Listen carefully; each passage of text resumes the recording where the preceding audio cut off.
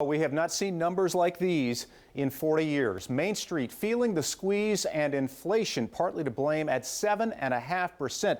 A new survey, meantime, shows about 60% of small businesses are raising prices. Think about that, 60% of business. That's the highest percentage in nearly 50 years. But still, some owners are resisting this urge to hike prices. News 12 New Jersey's Nick Medanis has that story tonight. He's live in Ridgewood. Nick, we have to wonder, how can they afford to do this? Well, Kurt, first of all, some say they can't keep up with inflation anyway. They say the bigger problem, disruptions to the supply chain. Think about it.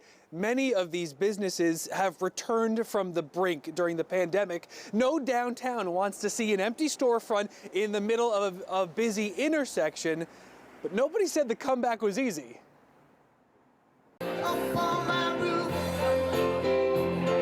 The setting is just right on a Valentine's Day Monday at the Steel Wheel Tavern, a place not about to risk alienating its loyal customers. We're not going to go and change our pricing so drastically that it affects people. 50 cents to $1, maybe, but he says that won't keep pace, especially since because of breaks in the supply chain, he's paying nearly 40% more for beef, and chicken is up almost 20%.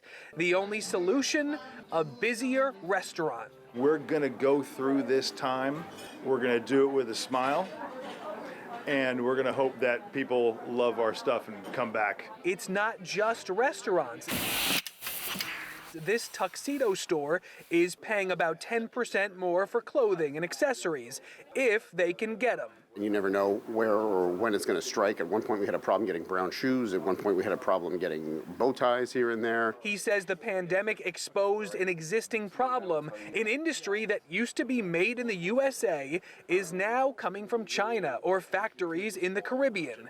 Wholesalers don't keep up the same inventory, with the virus persisting and many retail stores closing.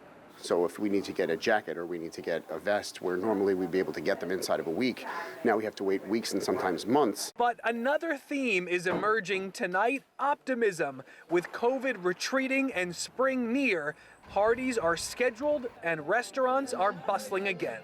Keep on telling you to come.